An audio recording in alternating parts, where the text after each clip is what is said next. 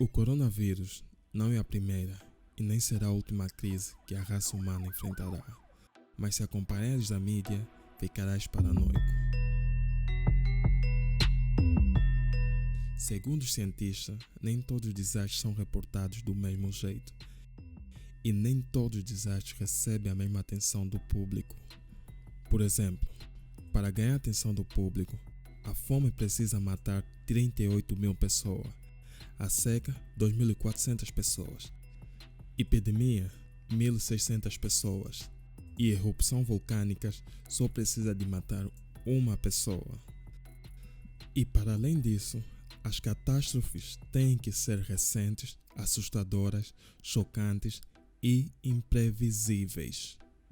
O Covid ou coronavírus se enquadra em todos esses parâmetros e mais, o coronavírus é invisível e ainda não tem cura ou tratamento padronizado. E isso tudo faz com que o público preste mais atenção.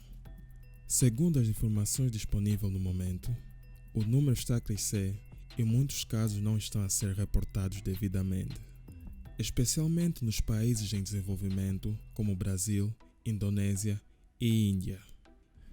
E o mesmo está a acontecer nos países do terceiro mundo, como Angola, Congo, Somália e Madagascar. Os dados correntes indicam que tem 3,7 milhões de casos confirmados. Leve em conta que estes números podem ter mudado.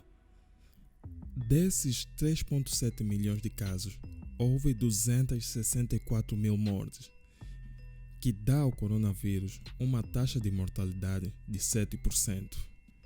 É uma taxa de mortalidade um pouco mais baixa que as outras doenças virais.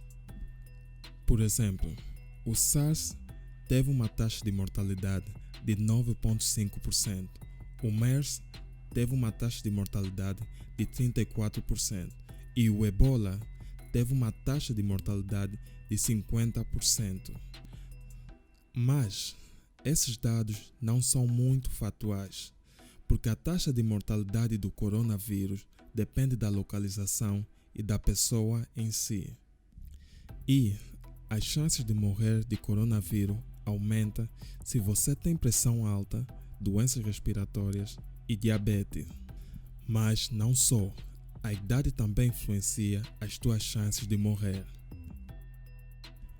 A taxa de mortalidade para a pessoa dos 10 aos 19 anos é 0,2%, para pessoas abaixo dos 50 é 0,4%.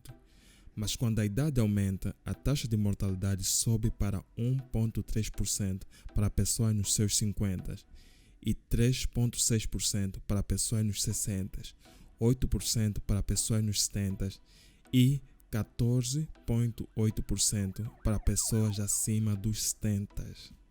Quando olhares para esses dados, leve em consideração que estes dados vieram da China e nós soubemos como a China reporta os seus dados. Mas a China não é a única a manipular as informações, porque os países que se dizem ser democráticos e com liberdade de expressão estão a omitir os seus dados e quando mostram são dados muito manipulados e a informação é muito reduzida. Para evitar confusão, eu vou simplificar.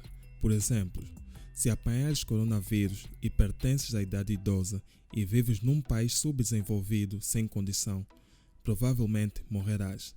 Mas se és jovem e vives num país com bom sistema de saúde, provavelmente não morrerás. Para tornar essa informação ainda mais simples, vamos usar uma pseudo-fórmula.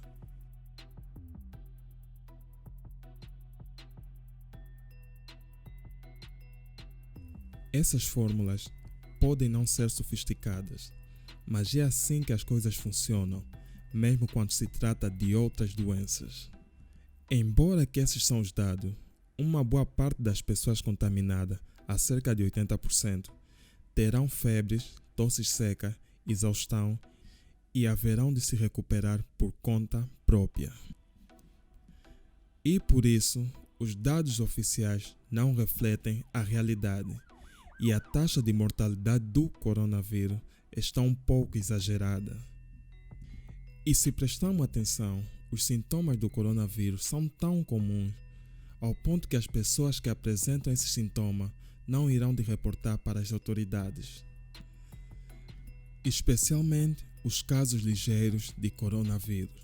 Muitos deles têm ou tiveram e nem notaram, o que faz com que a taxa de mortalidade apareça ser mais alta do que é na realidade, porque os casos ligeiros não estão a ser incluídos e nem reportados. Mas ao mesmo tempo, este é o fator que torna a luta contra o coronavírus um desafio. Pessoas com sintomas ligeiros tendem a facilitar a contaminação e a propagação desse vírus, o que acabará por afetar as pessoas do grupo de risco. E mesmo as pessoas do grupo de risco poderão não apresentar nenhum sintoma por mais de 10 dias, que fará com que esse vírus se espalhe ainda mais.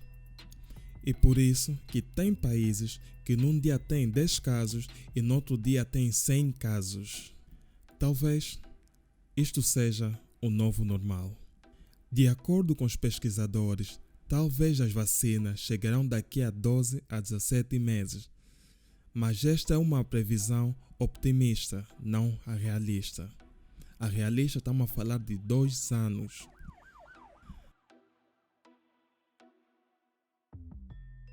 Agora a questão é, se a cura não chegar daqui a 12 meses, será que devemos permanecer em isolamento por mais de 1 ano? Obviamente que não. O melhor é se adaptar e evitar com que o vírus se espalhe, porque essa é a nova realidade. Por isso, as formas de precaução são extremamente necessárias, como máscaras, isolamento temporário, repito, temporário, lavar as mãos, evitar tocar no rosto, evitar eventos de massas, como show, festivais, festa de aniversários e reunião desnecessária. Pior que o coronavírus é a crise financeira, e muitos países já estão a sofrer o impacto econômico do coronavírus, especialmente os países do terceiro mundo e os países em desenvolvimento. E esses países não têm a capacidade financeira para combater o coronavírus e ao mesmo tempo tentar salvar sua economia. Os líderes desses países serão forçados a tomar decisões muito trágicas, como escolher entre economia ou saúde. Essas não são decisões que ninguém tinha que tomar, porque nós todos soubemos, sem economia não tem saúde e o cidadão não conseguirá sobreviver, mas também sem saúde não tem economia.